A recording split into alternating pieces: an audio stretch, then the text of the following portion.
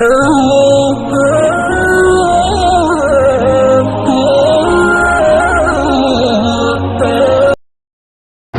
اللہ الرحمن الرحیم۔ تفسیر قرآن کریم کا یہ جو مبارک سلسلہ چل رہا ہے، اس میں گزشتہ کل تک جو قصہ ہم لوگ پڑھ چکے ہیں، الحمدللہ وہ ایک مکمل ہو چکا ہے۔ آج سے جو قصہ ہم پڑھنے جا رہے ہیں وہ ہے اعوذ باللہ من الشیطان الرجیم، بسم اللہ الرحمن الرحیم۔ وَأَقِيمُوا الصَّلَاةَ وَآتُوا الزَّكَاةَ وَارْكَعُوا مَعَ الرَّاكِعِينَ أَتَأْمُرُونَ النَّاسَ بِالْبِرِّ وَتَنْسَوْنَ أَنفُسَكُمْ وَأَنْتُمْ تَتْلُونَ الْكِتَابَ أَفَلَا تَعْقِلُونَ وَاسْتَعِينُوا بِالصَّبْرِ وَالصَّلَاةِ وَإِنَّهَا لَكَبِيرَةٌ إِلَّا عَلَى الْخَاشِعِينَ الَّذِينَ يَظُنُّونَ أَنَّهُمْ مُلَاقُو رَبِّهِمْ وَأَنَّهُمْ إِلَيْهِ راجعون۔ صدق اللہ مولانا العظیم۔ ترجمہ ان آیات مبارکہ کا یہ ہے کہ اور قائم رکھو نماز اور دیا کرو زکوٰۃ، اور مجھ کو نماز میں جھکنے والوں کے ساتھ اور جھکو نماز میں جھکنے والوں کے ساتھ۔ کیا حکم کرتے ہو لوگوں کو نیک کام کا اور بھولتے ہو اپنے آپ کو، اور تم تو پڑھتے ہو کتاب پھر کیوں نہیں سوچتے ہو؟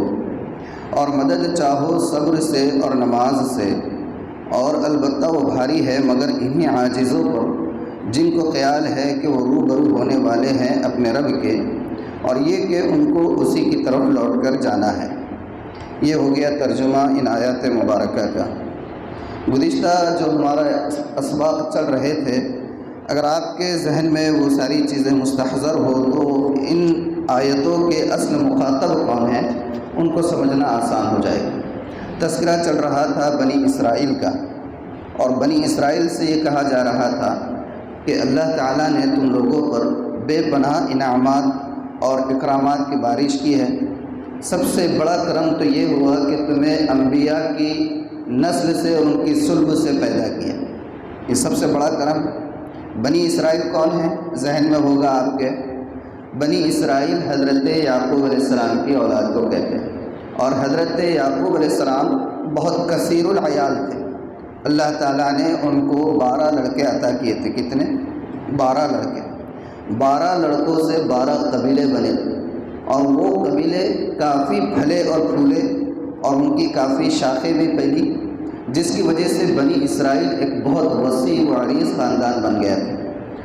تو ایک انعام تو یہ تھا کہ نبی کی اولاد تھے، حضرت یعقوب علیہ السلام نبی، ان کے والد اسحاق نبی، ان کے والد ابراہیم نبی، حضرت یعقوب کے چچا حضرت اسماعیل نبی، ہے نا، پورا انبیاء کا خاندان۔ حضرت یعقوب کے ایک صاحبزادے حضرت یوسف، وہ خود بھی نبی، اور حضرت یوسف کے جو دیگر بھائی تھے جنہوں نے حضرت یوسف علیہ السلام کے خلاف کنسپائریسی کی تھی اور سازش کی تھی، وہ ایک وقت میں تو سازش رچنے والے تھے، لیکن انجام کار میں جب معاملہ پورا کلیئر ہو گیا اور کلائمیکس جب سامنے آیا تو اس وقت وہ لوگ سب اپنے وقت کے بہترین یعنی کہ بزرگ اور ابدال اور قطب کے درجوں کو پہنچ چکے۔ یہ مفسرین نے لکھا ہے۔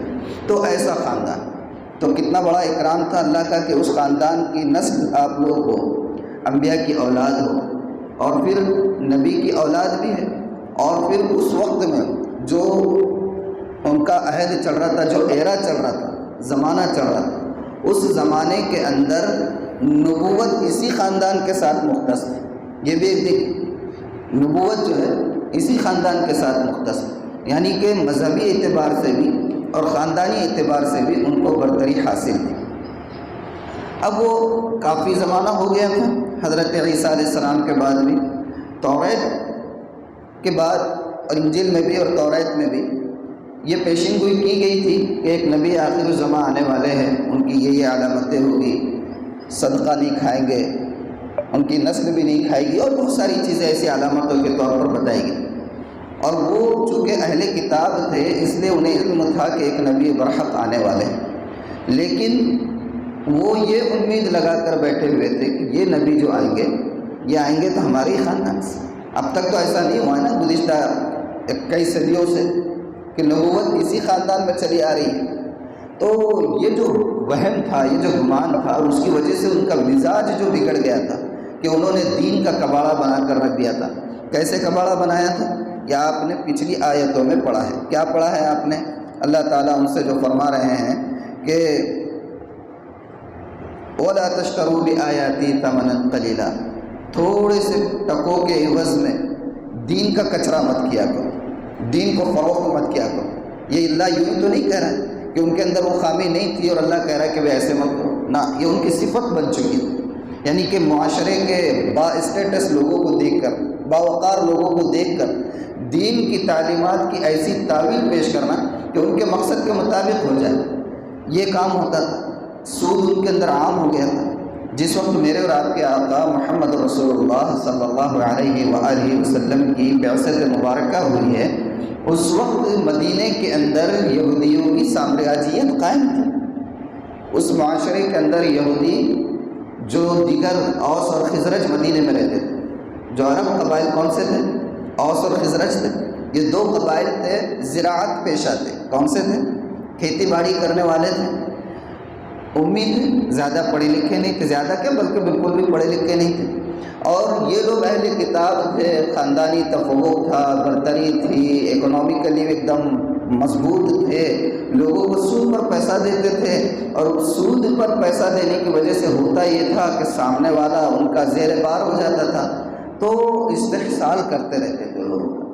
تو اس وقت میں آپ سوچو کہ قرآن نازل ہو رہا ہے اور ان سے مخاطب ہے اللہ، ڈائریکٹ براہ راست خطاب کس سے ہے؟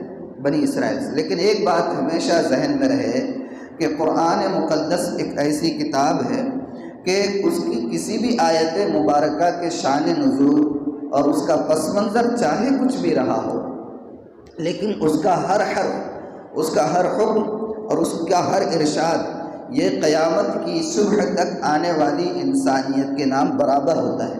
ایسا ہرگز نہیں ہے کہ اس کی کوئی آیت اگر کسی خاص پس منظر اور کسی خاص شان نزول کے ساتھ مختص تھی تو وہ حکم اسی کے لیے۔ کچھ استثنائیات ہیں جس کو مفسرین نے بیان کر دیا، لیکن عموماً بالعموم کیا ہوتا ہے کہ قرآن کا ہر حکم صبح قیامت تک کے لیے، پوری انسانیت کے لیے، صرف مسلمانوں کے لیے نہیں۔ اب شرط یہ ہے کہ وہ اس کو تسلیم کریں، غیر لوگ، ہے نا۔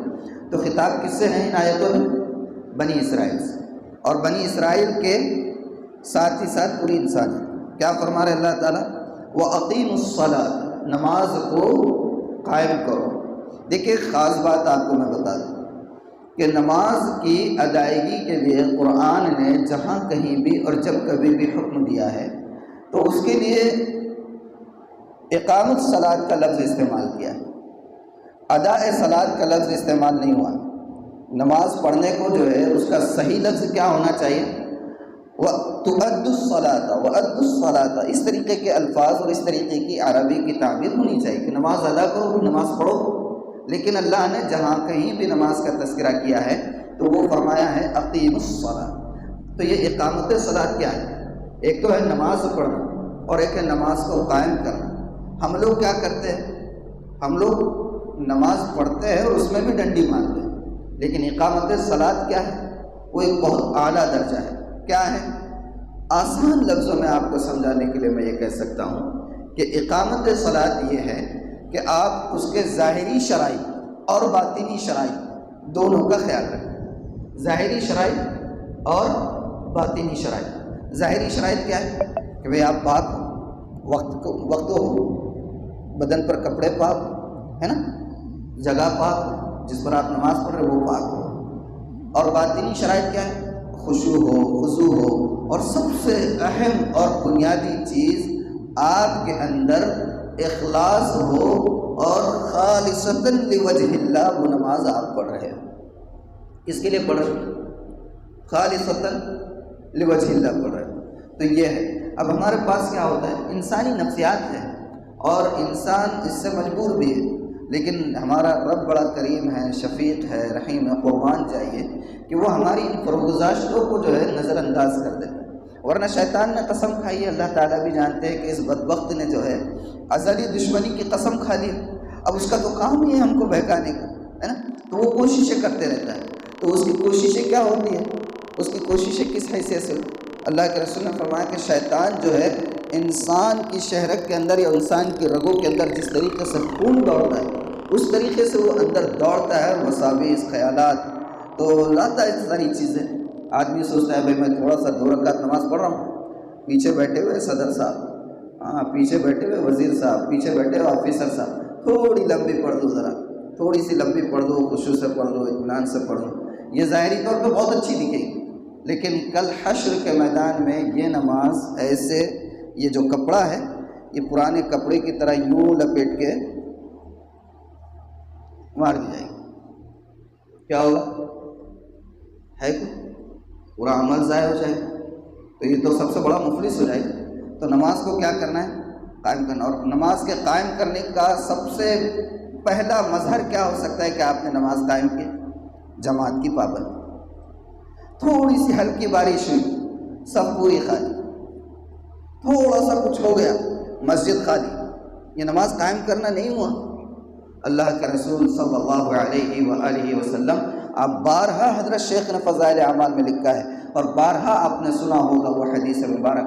آپ یہ فرماتے ہیں کہ میرا دل یہ چاہتا ہے کہ نماز ادھر تو کھڑی ہو مسجد میں، اور میں جو ہے تو کچھ لوگوں کو حکم دوں کہ وہ لکڑیاں جمع کرے، لکڑیاں لے کر آئے، اور پھر میں جو ہے ان لکڑیوں کو لے کر ان لوگوں کے گھروں میں جاؤں جو نماز نہیں پڑھ رہے، نہ بلکہ کہا کہ جو نماز پڑھ رہے لیکن اپنے گھروں میں پڑھ رہے، میں جا کر ان کے گھروں کو جگہ دوں. کون کہہ رہا ہے؟ تصور کرے کون کہہ رہا ہے؟ میرے اور آپ کے آقا. آپ فرماتے تھے قرۃ عینی فی الصلاۃ، میرے آنکھوں کی ٹھنڈک نماز ہے. جب کوئی ایسا اچانک مسئلہ ہو جاتا، ایمرجنسی ہو جاتی، ہنگامہ ہو جاتا، پریشانی کی کیفیت ہوتی، کوئی بجلی کڑکتی، کوئی معلوم ہوا کہیں سے کوئی بری خبر آ رہی، اللہ کے رسول صلی اللہ علیہ وسلم کیا کرتے تھے؟ کیا کرتے تھے؟ آپ فوراً صحابہ کو بلا کر میٹنگ لیتے تھے، چلو بھائی جلدی آ جاؤ، چلو مشورہ کرنا ہے کہ اس کے لیے کیا اپنے کو اسٹریٹجی اپنانی ہے، کیا حکمت عملی اپنانی ہے، کیا کرنا ہے. نہ ایسا کوئی ہنگامی مسئلہ آتا، آپ پہلی فرصت میں اللہ کی طرف رجوع کرتے، اور اللہ کی طرف رجوع کے لیے کیا کرتے؟ نماز پڑھنے لگ جاتے. نماز جماعت کی. بلکہ میں آپ کو بتاؤں، آپ حیران ہو جائیں گے سن کر کہ بعض فقہائے کرام جو ائمہ اربعہ میں سے ہیں، ان میں سے بعض کے پاس تو ایسا ہے کہ جو شخص جماعت سے نماز نہیں پڑھتا ہے، وہ اگر گھر پر نماز بھی پڑھ لیتا ہے تو وہ یہ کہتے ہیں کہ اس کی نماز ہی نہیں ہوتی، نماز ہی نہیں ہوتی ہے، نماز نہیں.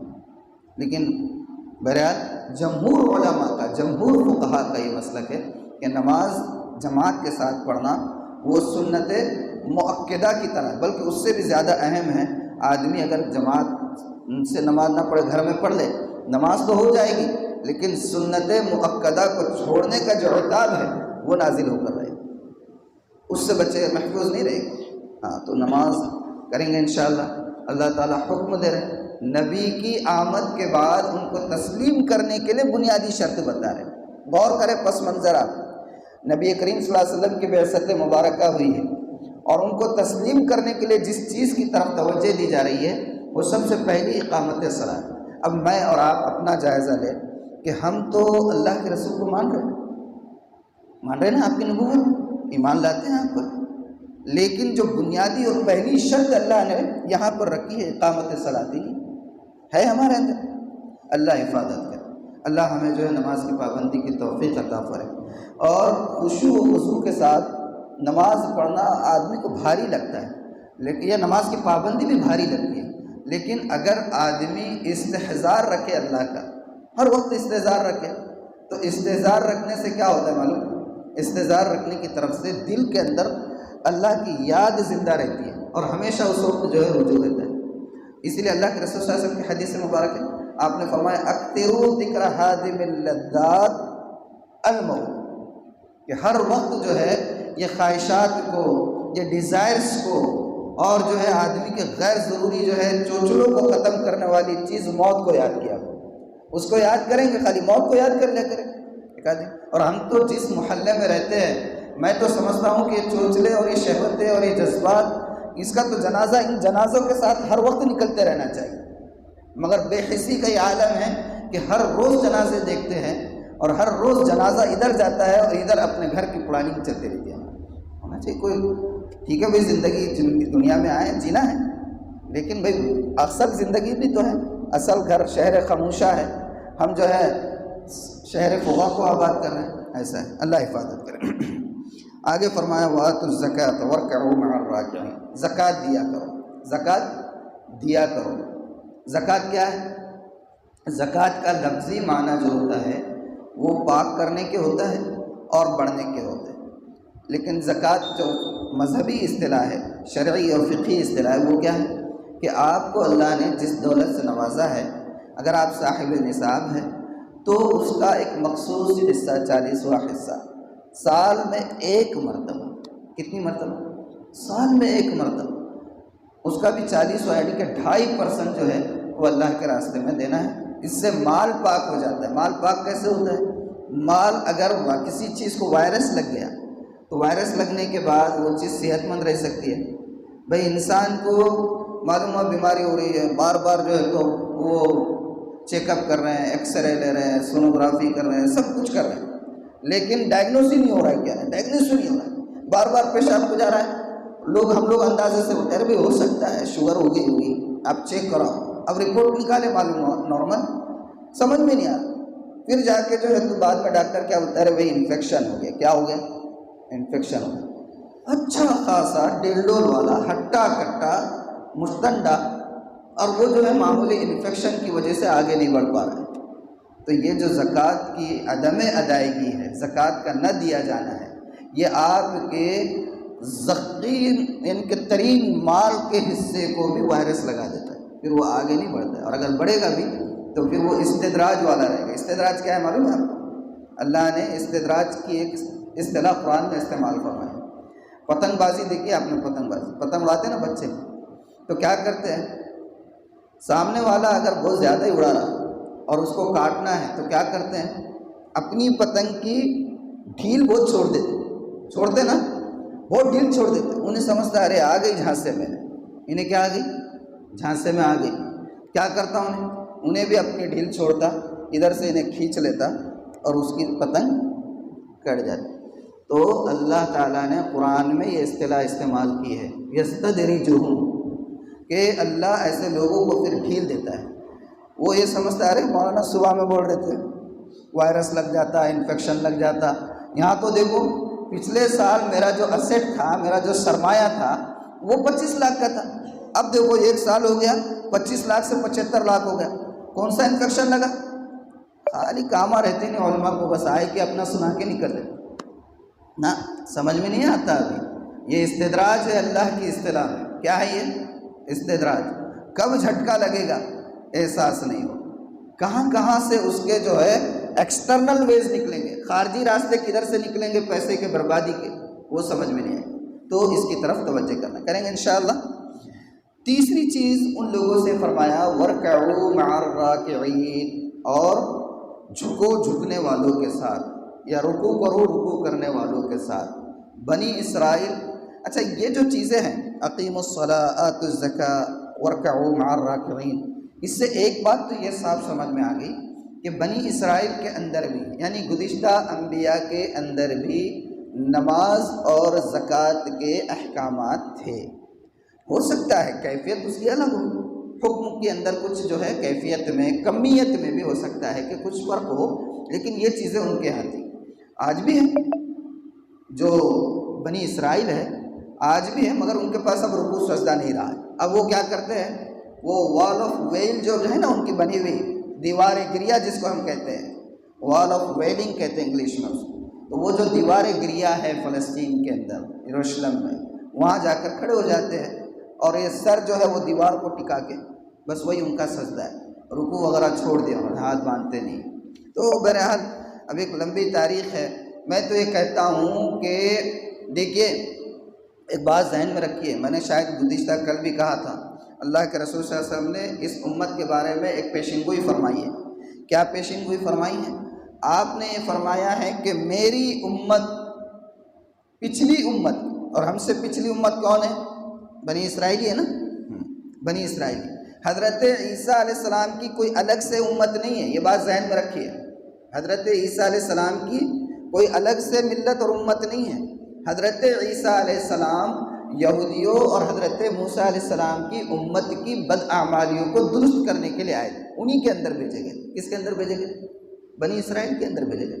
ان لوگوں نے مانا، جیسے بنی اسرائیل ہے نا، حضرت یعقوب کی، حضرت موسیٰ کی قوم ان کو کہا جاتا ہے، لیکن حضرت عیسیٰ علیہ السلام کی الگ سے ملت نہیں ہے، وہ نبی تھے لیکن بنی اسرائیلی میں بھیجے گئے، ایسا ہے۔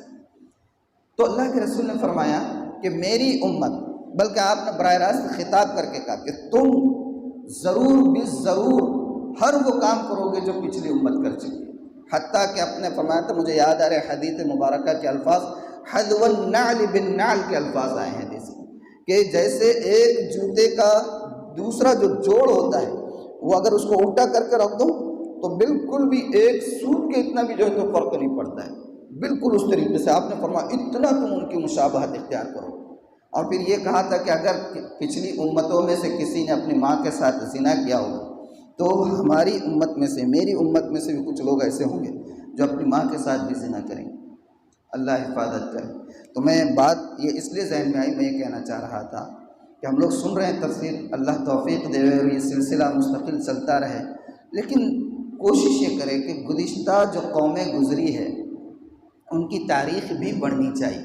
آپ نے فرما دیا کہ ایک ایک قدم کی پیروی کرو، تو ایٹ لیسٹ ہمیں یہ تو معلوم ہونا چاہیے نا کہ ان کی وہ کون سی برائیاں تھیں جس کی وجہ سے ان پر زوال آیا، وہ کون سی خامیاں تھیں جن کی وجہ سے نبوت جیسا مبارک سلسلہ ان کے خاندان سے ختم کر دیا گیا ہے نا، وہ کون سی ایسی بری عادتیں تھیں کہ جس کی وجہ سے انبیاء کی اولاد ہونے کی وجہ سے کے باوجود کتنا فخر تھا ان کو، کیا کہا کرتے تھے نحن ابناء اللہ و احباؤہ، یہ ببانگ دوہل کہا کرتے تھے، وہ کیا کہتے تھے، ارے بھائی لمٹ میں، جانتے بھی ہو کون ہیں ہم تو اللہ کے دلارے ہیں، اللہ کے بیٹے ہیں ہم، یہ ان کا ٹیون ہوتا تھا، لیکن اس کے باوجود راندہ درگاہ کر دیے گئے۔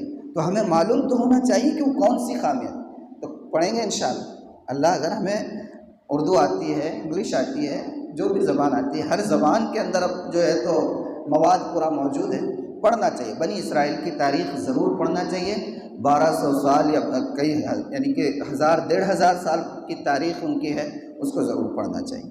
اس کے بعد ایک اور حصہ پڑھ لیتے ہیں اور اس کے بعد اگلا حصہ انشاءاللہ اگر اللہ حیات مستعار دے تو پڑھیں گے۔ آگے فرمایا اتأمرون الناس بالبر وتنسون انفسکم وانتم تتلون الکتاب فلا تعقلون، فرمایا کیا حکم کرتے ہو لوگوں کو نیک کام کا اور بھولتے ہو اپنے آپ کو، اور تم تو پڑھتے ہو کتاب پھر کیوں نہیں سوچتے۔ اللہ اکبر، یہ بہت اہم آیت ہے، اس پر غور کرنے کی ضرورت ہے۔ اس کا پس منظر تو یہ ہے کہ یہ لوگ بنی اسرائیل جانتے تھے کہ یہ جو نبی مبعوث کیے گئے ہیں یہ برحق، کیونکہ ساری علامتیں ظاہر ہو گئی۔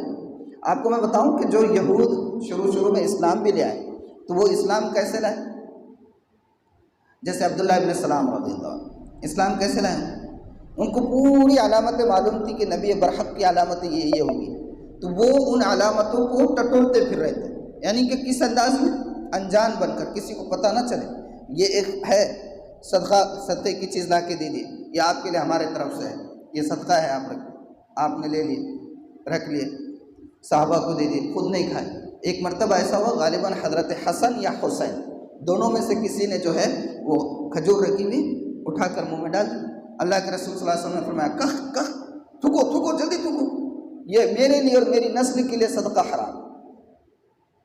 ان کو ریئلائز ہو، ہاں یہ پہلی علامت پوری ہوگی۔ ایسے آپ کے گردن مبارک کے اوپر ختم نبوت تھی، نبوت کی مہر، یہ جو تھوڑا سا ہلکا گوشت کا حصہ اٹھا ہوا تھا اور اس کے اوپر جیسے تھا اللہ نے کچھ نبوت کی مہر بنائی ہوئی، وہ ایک علامت۔ تو بنی اسرائیل کے جو علماء پہلے ایمان قبول کیے وہ کس طریقے سے کیے، وہ ان علامتوں کو چیک کر رہے تھے، اور جب ان کو اطمینان ہوگا تو ایمان قبول کر، تو وہ ہر چیز جانتے تھے کہ نبی برحق ہے۔ لیکن ہوتا کیا تھا، معاشرے پر اجارہ داری ہے، سرمایہ دارانہ نظام ہے، سود سے پیسہ دیتے ہیں، معاشرے کے اوپر اپنا تسلط برقرار ہے۔ اب اگر ہم نے ایمان قبول کر لیا تو ان کا جو نظام بنے گا اس نظام کے تحت آ جانا پڑے گا، تو پھر ہماری جو اکنامکلی مونوپولی ہے وہ کہاں باقی رہے گی، ختم ہو جائے گی۔ تو اس لیے انہوں نے کیا کرا، جو لوگ غریب ان کے بنی اسرائیل کے ایمان لاتے تھے ان کو کیا بولتے تھے، ہاں بہت اچھا کام کر رہے ہیں، پلٹنا نہیں، یہ نبی برحق ہے، لیکن خود کیا کرتے تھے، ایمان نہیں لاتے تھے۔ جب ان سے وہ غربا کہتے تھے بھئی آپ تو ہم کو بولتے ہیں کہ یہ سچے نبی ہے، پھر کیوں نہیں لاتے؟ نہیں، بات یہ ہے معاشرے میں تھوڑا ہے نا، وہ دینا لینا ہے، دیکھنا پڑتا بھائی، یہ جو آج بھی ہے نا ہمارا ٹیم، ارے بھائی پیٹ لگے آنا ہے، کیا لگا ہے تم لوگوں کو، یہی باتیں رہتے خالی، یہ جو انداز ہے۔ تو اللہ نے فرمایا کہ یہ کیا ہے، یہ کہ تم لوگوں کو حکم دیتے ہو نیکی کا اور خود اپنے آپ کو بھولتے ہو، حالانکہ تم کتاب کو پڑھتے ہو، سمجھتے ہو۔ اور یہ چیز صبح قیامت تک اس امت کے لیے بھی ہے کہ آپ جو بھی بات کہہ رہے ہیں اللہ حفاظت فرمائے۔ خاص طور پر واعظین اور خطباء کے لیے یہ بہت یعنی کہ سنگین ایک مرحلہ ہے یہ، کہ اگر آدمی کوئی بات کہہ رہا ہے اور اس پر عمل نہ ہو تو کل قیامت کے دن اللہ ہی رسوائی سے بچائے، اور اللہ کی ستاری کے علاوہ کوئی چیز کام نہیں آ سکتی اس وقت۔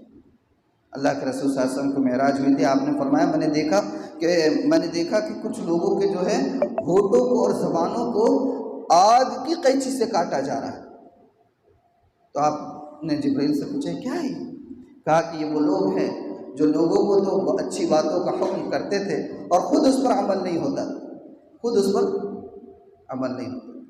اقبال بڑا اپدیشک ہے، من باتوں میں موہ لیتا ہے۔ اقبال بڑا اپدیشک ہے، من باتوں میں موہ لیتا ہے، گفتار کا غازی یہ تو بنا کردار کا غازی بن نہ سکے۔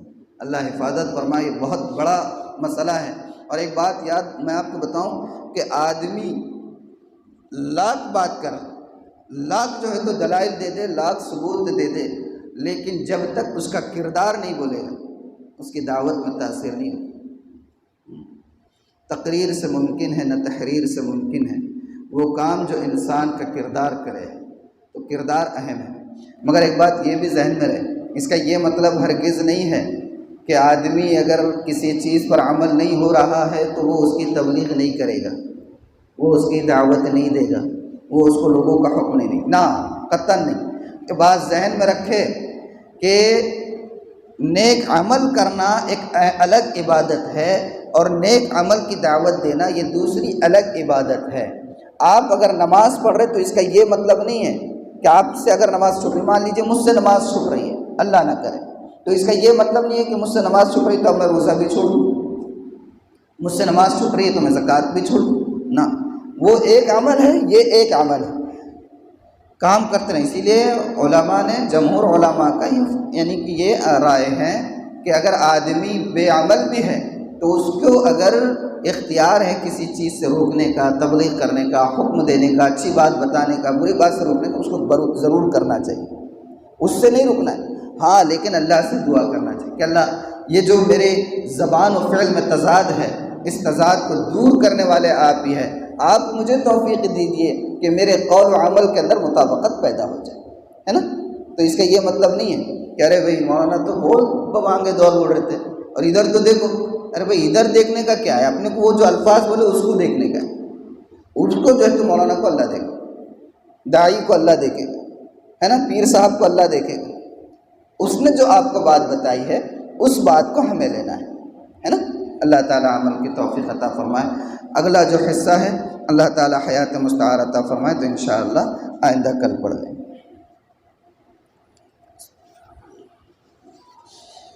مسائل کا سلسلہ ہے، ایک مسئلہ آج پڑھ لیتے ہیں۔ بہرحال گزشتہ کل کا مسئلہ میں صرف عنوان پڑھ دیتا ہوں، آپ کو انشاءاللہ مستحضر ہو جائے گا۔ عورتوں کا جنازے کے ساتھ جانا یہ مکروہ تحریمی ہے، کل اس کو تفصیل سے بتا دیا تھا۔ آج کا مسئلہ یہ ہے کہ جنازہ لے جانے کا مسنون طریقہ کیا ہے۔ جنازے کو اٹھانے کا مسنون طریقہ یہ ہے کہ پہلے میت کی داہنی طرف کا اگلا پایا، میت کی داہنی طرف کا اگلا پایا اپنے داہنے کندھے پر رکھ کر کم از کم 10 قدم چلے، پھر پچھلا پایا اپنے داہنے کندھے پر رکھ کر 10 قدم چلے، پھر بائیں طرف کا اگلا پایا اپنے بائیں کندھے پر رکھ کر 10 قدم چلے، اور پھر پچھلا پایا بائیں کندھے پر رکھ کر 10 قدم چلے۔ سمجھیں، پہلے دائیں طرف کے دونوں لے لے، پھر بائیں طرف کے دونوں لے لے، آسان سمجھنے کے، پہلے دائیں طرف کے دونوں لے لیں پھر بائیں طرف کے دونوں لے لیں۔ یہ جنازے کو اٹھانے کا مسنون طریقہ ہے، آسان، بہت آسان ہے نا۔ ٹھیک ہے، اللہ تعالیٰ عمل کی توفیق عطا فرمائے، صدق دل سے اس پر عمل کرنے کی توفیق عطا فرمائے۔ سبحان اللہ و بحمدہ۔